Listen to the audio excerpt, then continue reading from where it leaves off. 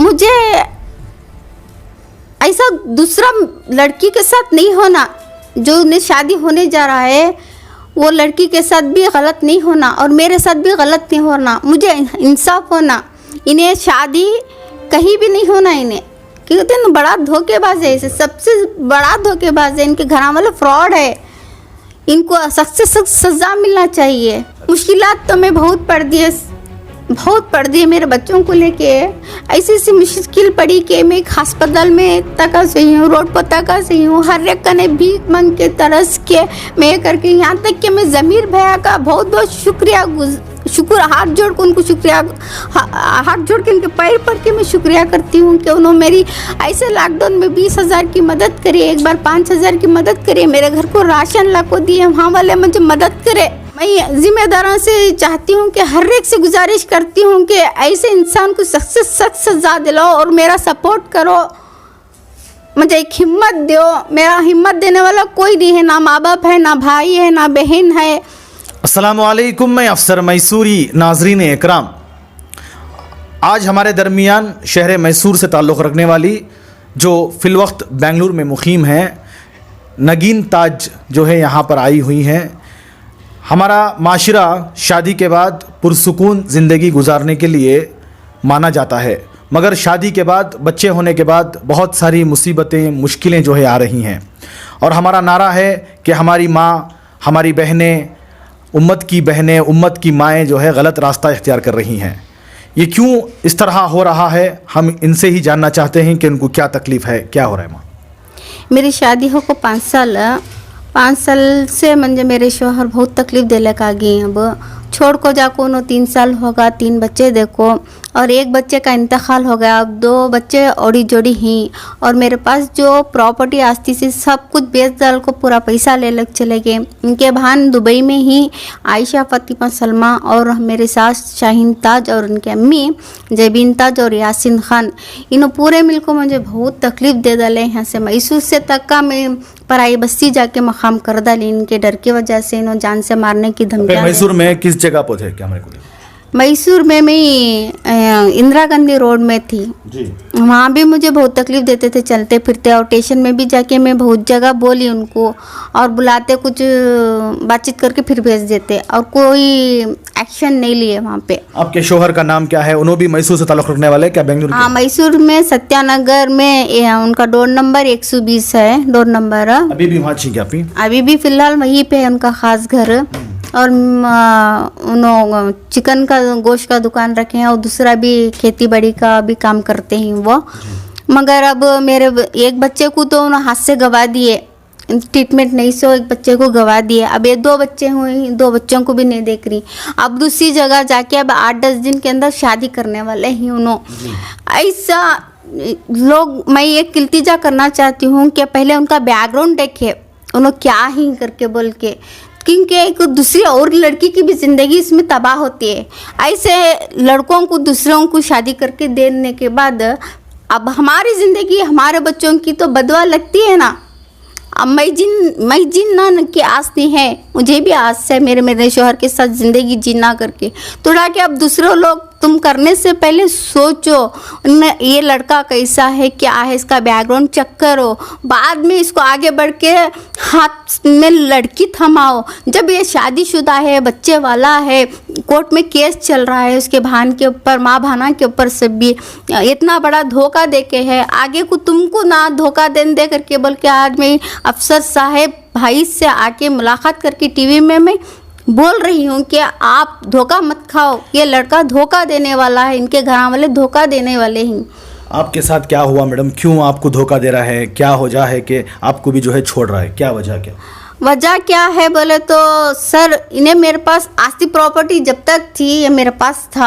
आपके पास क्या प्रॉपर्टी थी, कहाँ थी, कैसी थी? सत्यानगर में मेरे पास 3 दुकाना थे और ख़ास घर था और जेवरात थे मेरे पास। मैं कमाई कर लेके कुछ गारमेंट्स में इसमें काम कर लेके, मेरे माँ बाप की प्रॉपर्टी भी थी, उसमें से सब ये लेके छिनाई तक मेरे पास था। उसके बाद मेरे बच्चे नहीं, ये मेरी बीबी नहीं है करके बोल के इसकी भान सिखा के बुला ली, मैसूर बुला लेके पूरा A to Z 1 रुपया नहीं सरकार कर दिया। बट केस डाल के ही, केस से भी अभी तक 4 वारंट हो गए। किसके ऊपर, आयशा फातिमा के ऊपर 4 वारंट हो गए, अभी तक का एक एक्शन तक होके नहीं। नहीं, वो आयशा फातिमा इंडिया में है, दुबई में? दुबई में ही, दुबई से नहीं आ रही वो, 4 वारंट हो कहीं वहाँ पे बैठ जा कि ये मुझको धमकी देते हैं कि इसको ख़त्म कर दो, 2-2.5 लाख रुपए देती हूँ, इसको ख़त्म कर दो, इसको जान से मार दो। इनके घर वालों से मेरे बच्चों को, मुझको जान को धोखा है। अगर कुछ भी मुझे और मेरे बच्चों को कुछ भी जान को धोखा होगा तो इन्हों जिम्मेदार। जी, एक और हमें बात बताएं, आपकी शादी हुई, कितने साल आप खुशी खुशी ज़िंदगी गुजारे हैं? खुशी से 2 जो जुड़वा बच्चे हुए, जब तक भी हंसी खुशी से थे। उसके बाद फिर और एक बच्चा जो पेट में था, जब से ज़रा इनके माँ बाप की बात सुनना शुरू करे और 3 दिन ले जाके मुझे घर में ऐसा दबा के रखे, उनके घर से बाहर झांकने नहीं देते थे, 3 दिन रख के। उसके बाद मैं बहुत तंग आ गई, ऐसा रखे तो मेरा दम घुटता है, मैं अस्पताल जाना है, ऐसे प्रेग्नेंट में मैं नहीं हो सकता। करने के बाद ये ले जाके मुझे वरना कोटरस में एक घर करके, उधर मेरे पैसे में घर करके रखे। वहाँ से ये सब भी पूरा, जब मैं डिलीवरी को जाके आने के बाद पूरा पैसा लेके ये हजम हो गया। जी, अभी कहाँ हैं वो? अभी वो सत्यनगर में। क्या नाम है इनका? इनका नाम शकील मोहम्मद खान और मुदस्सिर के नाम से पुकारते हैं। अच्छा, क्या काम करते हैं? और चिकन का करते हैं और दूसरा भी कारोबार करते हैं, खेती बाड़ी का सभी कारोबार करते हैं। आप अपनी मर्जी से, उनकी मर्जी से शादी हुई थी आपकी? हाँ, वो भी अपनी खुशी से, मैं जिंदगी देता हूँ करके बल्कि शादी है, मैं भी अपनी खुशी से शादी है। ये अभी हमारे जितने भी देखने वाले हैं उनको क्या कहना चाहते हैं, और जिम्मेदार हैं ना, जो भी बड़े बड़े जिम्मेदार हैं, उनसे आप क्या मुतालबा करना चाहते हैं कि आपको क्या चाहिए? आपको इंसाफ चाहिए, हक चाहिए, क्या चाहिए आपको? मुझे ऐसे लोगों को कड़ी से कड़ी सज़ा मिलना चाहिए, क्योंकि एक यतीम माँ बाप, मुझे माँ नहीं है, बाप नहीं है, ख़ानदान नहीं है, भाई नहीं है, कुछ नहीं है। मेरे कितने भाई बहन? मुझे कोई भाई नहीं है। अच्छा। ये है भाई, मगर वो दूर पे रहता है मेरे से। इससे शादी होने के बाद हर एक ताल्लुकात छोड़ दिए, तो मैं अकेली 4 बच्चों को लेके साथ में हूँ। मेरा साथ देने वाला कोई नहीं है, सिवाय खुदा के सिवाय कोई नहीं है। मेरे बच्चों को मेरे बिना कोई नहीं है। अगर मुझे कुछ भी हो गया तो भी, मैं मर गई तो भी, तबीयत से भी, मेरे बच्चों को कोई देखने वाला नहीं है। वो बच्चे यतीम हो जाती है। एक बच्चा ऐसी हालत में है, डेंगू के बुखार से 8 दिन से बिछाने पे पड़ा है। उसको ट्रीटमेंट करा के एक बार और टेस्टिंग कराने के लिए मेरे पास दाम नहीं हो रही, पैसे नहीं हो रही। जब कोर्ट से 6,000 रुपये आए, वो लाकाते के मन में खर्चदारों को देने का हो गया। एक बार मुझे खाने को मिलता है, खाने को नहीं मिलता। मेरे बच्चों को मैं तकलीफ देना, ऐसा होते हैं, मैं क्या करूं? तो आप हमें जिम्मेदारों को क्या बोलना चाहते हैं कि आपको किस तरह से इंसाफ चाहिए? बल्कि अभी मुझे ऐसा दूसरा लड़की के साथ नहीं होना, जो उन्हें शादी होने जा रहा है वो लड़की के साथ भी गलत नहीं होना और मेरे साथ भी गलत नहीं होना। मुझे इंसाफ होना। इन्हें शादी कहीं भी नहीं होना इन्हें, क्योंकि ना बड़ा धोखेबाज है, इसे सबसे बड़ा धोखेबाज है। इनके घर वाले फ्रॉड है, इनको सख्त से सख्त सज़ा मिलना चाहिए। नहीं, वो आप ही के शोहर हैं, अब उनको सज़ा दे दिए तो आपकी ज़िंदगी में भी जो है ना मुश्किलात आ सकती हैं। इसके बारे में आप क्या बोलना चाहते हैं? मुश्किलात तो मैं बहुत पड़ दी है मेरे बच्चों को लेके। ऐसी मुश्किल पड़ी कि मैं एक अस्पताल में तका सही हूँ, रोड पर तका सही हूँ, हर एक कने भीख मांग के तरस के मैं करके, यहाँ तक कि मैं ज़मीर भैया का बहुत बहुत शुक्र हाथ जोड़ के उनको हाथ जोड़ के उनके पैर पड़ के मैं शुक्रिया करती हूँ कि उन्होंने मेरी ऐसे लॉकडाउन में 20,000 की मदद करी, एक बार 5,000 की मदद करी, मेरे घर को राशन ला को दिए, वहाँ वाले मुझे मदद करे, मेरे बच्चों को 2 टाइम का खाना नसीब हुआ उनके कुदन से, मेरे दवाई दिलाई वहाँ, मगर कोई इलाज कराने वाला नहीं, उनकी बिन बात मुझे कोई नहीं देखे। मैं जिम्मेदारों से चाहती हूँ कि हर एक से गुजारिश करती हूँ कि ऐसे इंसान को सख्त से सख्त सज़ा दिलाओ और मेरा सपोर्ट करो, मुझे एक हिम्मत दो। मेरा हिम्मत देने वाला कोई नहीं है, ना माँ बाप है, ना भाई है, ना बहन है। आपके वालिदैन का इंतकाल हो गया? हाँ, मेरे वालिदैन का इंतकाल हो के 7 साल हो के है जी। मेरे वालिद का इंतकाल तो बचपन ही में हो गया, मेरा तो कोई भी नहीं है।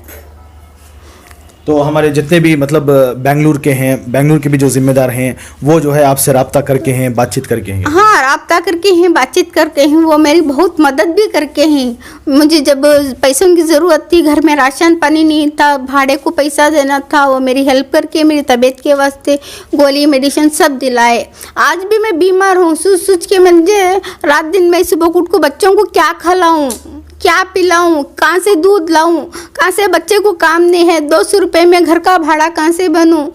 मैं यही सी मुश्किल में हूँ। वही बेंगलुरु शहर के अंदर, बेंगलोर शहर के अंदर यहाँ पे भी रहने पर जीने नहीं दिए, मुझे जीना तबाह कर दी। आयशा बैठ के उधर से बोलती है तू इसको ख़त्म कर दे, तुझे दूसरी जगह शादी कराती हूँ। मेरा जिंदगी तोड़ के तबाह कर दी है ये लड़की। वो भी लड़की उनकी है, शादी होके है क्या? नहीं, लड़की की शादी होके नहीं है। वो अब दुबई से आके वो भी शादी होके जाने वाली है और मेरे शौहर को भी वो शादी करने वाली है। अच्छा, दूसरी शादी यानी कि आप यहाँ देख सकते हैं, क्योंकि हमारे इस्लाम में और हमारे दीन में जो है शादी को एक सादगी पसंद करके जो है वहाँ से ख़ानदान की शुरुआत होती है। एक दूसरे जब मिलते हैं, मियाँ बीवी शादी होती है तो वहाँ से ख़ानदान की शुरुआत होती है। यहाँ पर मसला कुछ अलग है। आप देख सकते हैं यहाँ पर बहुत सारे दस्तावेज़ात हैं कि इनको जो है क्या क्या तकलीफ़ हुई, इनको क्या क्या परेशानी हुई। तो अक्सर कहा जाता है हमारी जो बहनें हैं, उम्मत की बहनें हैं, गैरों के साथ चली जा रही हैं, मगर इस तरह क्यों हो रहा है? इसका ज़िम्मेदार कौन है? हम खुद हैं।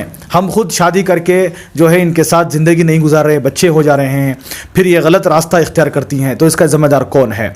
तो इसी तरह जो भी नगीन ताज जो है यहाँ पर बताई हैं, उसको लेकर आप लोगों के जहन में क्या आ रहा है या आप क्या कहना चाहते हैं, हमें कमेंट्स बॉक्स में ज़रूर अपनी राय कमेंट पेश कीजिएगा। और हमारे जितने भी बड़े हैं देखने वाले, जो खाजी हैं, जो रहबर हैं हमारे, उनको भी जो है उन तक भी ये वीडियो ज़रूर पहुँचाएँ कि इस तरह का माहौल क्यों पैदा हो रहा है हमारे माशरे के अंदर कि शादी होने के बाद, बच्चे होने के बाद जो है कोई पुरसाने हाल नहीं है। और ये मैसूर में रह रही थी, मैसूर से छोड़कर जो है बेंगलुरु में गई, फिर जो है बेंगलुरु से मुझे कॉल कर ये बताई, तो बेंगलुरु से सुबह के 4 बजे बस में बैठकर 10 बजे हमारे घर यानी कि मैसूर को आई हैं। आकर जो है अपनी बात जो है वजाहत के साथ पेश की गई हैं। इसी तरह हमारी इस न्यूज़ चैनल को आगे ज़्यादा से ज़्यादा शेयर करें। और आप लोगों की क्या राय है? हमारे दरमियान नगीना ताज जो बैठी हैं, जो बहुत परेशान हैं, जो बहुत मुसीबतों का सामना कर रही हैं अपने बच्चों को लेकर, उनके बारे में आपकी क्या राय है? हमें अपनी राय कमेंट्स बॉक्स में ज़रूर पेश कीजिएगा। तब तक के लिए अस्सलामु अलैकुम व रहमतुल्लाहि व बरकातुहू।